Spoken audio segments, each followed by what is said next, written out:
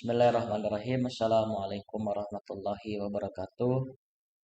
Hamdan katsiran thayyiban mubarakan fi asyhadu an la ilaha illallah wahdahu la syarikalah wa asyhadu anna Muhammadan abduhu wa rasuluhu alladzi la nabiyya ba'da. Raditu billahi robba wa bil islami dina wa bi Muhammadin nabiyya wa rasula. Teman-teman sekalian, alhamdulillah puji dan syukur marilah kita panjatkan kehadirat Allah Subhanahu wa taala.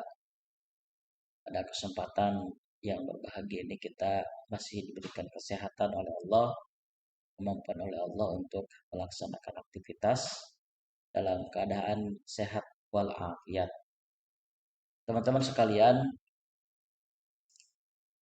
kali ini Bapak akan menyampaikan kontrak kuliah untuk mata kuliah pendidikan agama. Pertemuan pertama ini kita tidak langsung bahas substansi materi, tapi kita akan banyak mengulas tentang kontrak perkuliahan untuk satu semester ke depan. Ada 4 komponen penilaian yang menjadi acuan dalam melakukan penilaian. Yang pertama adalah presensi atau kehadiran. Ini presentasinya 15%. Dan instrumen atau mekanismenya dilakukan oleh ketua kelas, oleh penanggung jawab, atau oleh siapapun yang bertugas untuk melakukan absensi atau kehadiran. Nanti kemudian oleh yang bersangkutan distorkan ke dosen atau ke bapak. Yang kedua adalah tugas mandiri dan kelompok. Ini presentasinya 20%. Tugas kelompok itu berupa penelitian kelompok yang dituangkan dalam bentuk makalah. Nanti materi-materi yang dibahas, yang kemudian ditulis oleh kelompok itu akan Bapak sampaikan. Sementara tugas mandiri ini berupa pengisian kuis setelah perkuliahan. Nanti insya Allah tiap pertemuan ada kuis yang mesti kalian isi seputar dengan materi yang disampaikan. Yang ketiga adalah UTS, prosentasenya 25%, dan yang keempat adalah UAS, prosentasenya 40%. Nah, perlu digarisbawahi bahwa batas minimal kehadiran itu adalah 12, ya, 12 kali dari 14 pertemuan. Itu di luar UTS dan UAS. Kalau UTS dan UAS tentu saja wajib. Nah, di luar UTS dan UAS ada 14 pertemuan. Nah, 12-nya itu adalah kalian wajib hadir, wajib hadir. Sisanya mungkin kita berlindung dari Allah dari keadaan sakit, ya, atau tidak ada alasan apapun kecuali sakit. Nah, ketentuan perkuliahan, mahasiswa dan dosen wajib menjaga tata krama selama perkuliahan berlangsung. Pembelajaran dilakukan dalam jaringan atau daring. Pembelajaran dilakukan dengan pendekatan asinkronus melalui Google Classroom, WhatsApp Group, YouTube, dan Zoom. Komunikasi dosen dan mahasiswa melalui WhatsApp dilakukan oleh penanggung jawab atau Kosma, sementara perkuliahan serta tugas-tugas itu disampaikan melalui Google Classroom. Mungkin nanti sewaktu-waktu bisa saja Bapak menghubungi Kosma atau penanggung jawabnya masing-masing perihal tugas dan sebagainya. Kemudian ketua kelas, sekretaris atau penanggung jawab kelas itu membuat daftar hadir tiap pertemuan.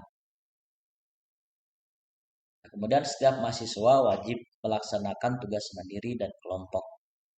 Tugas kelompok didiskusikan dengan menggunakan Zoom meeting. Sebelumnya kalian bagi terlebih dahulu ke dalam 13 kelompok, dan Zoom meeting disediakan oleh kelompok diskusi dengan kemudian menyertakan dosen. Linknya disampaikan kepada dosen. Kemudian jalannya diskusi dituangkan dalam notulen diskusi. Notulen tersebut ditulis oleh anggota kelompok diskusi, kemudian disampaikan ke dosen di tiap pertemuannya oleh ketua kelas, penanggung jawab, atau langsung oleh anggota kelompoknya. Tugas kelompok dituangkan dalam bentuk makalah sesuai dengan ketentuan yang berlaku.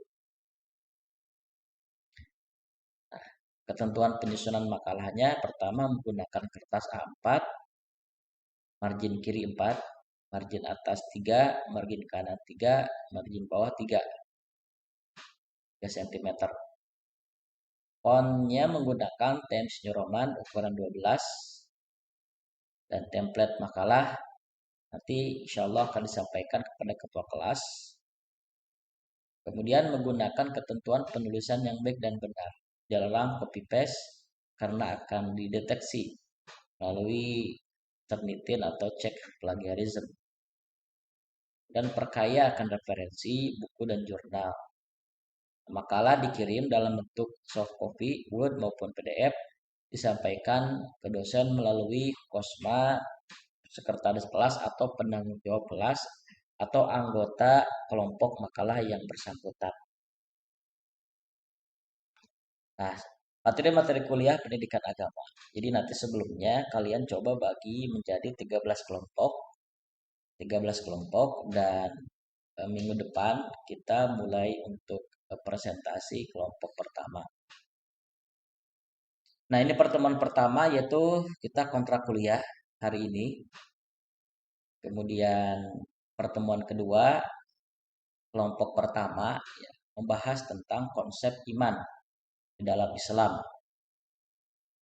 Nah, kelompok hari ketiga atau pertemuan ketiga, kelompok selanjutnya ini membahas tentang aliran-aliran pemikiran dalam Islam. Pertemuan keempat, kelompok selanjutnya membahas tentang akhlak karimah dan akhlak mazmumah. Kemudian pertemuan kelima, kelompok selanjutnya membahas birrul walidain.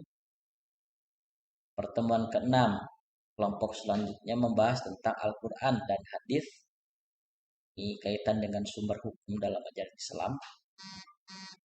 Dan pertemuan ketujuh, kelompok selanjutnya membahas tentang ijtihad dan macam-macamnya. Dan pertemuan ke-8 kita ujian tengah semester. Nah, pertemuan ke-9, kelompok selanjutnya membahas ibadah, muamalah, dan jinayat. Ini kaitan dengan hukum Islam.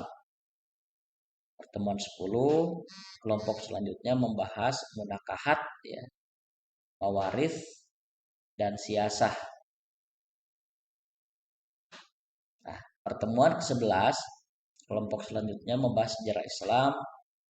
Pertemuan 12, kelompok selanjutnya membahas dunia Islam kontemporer.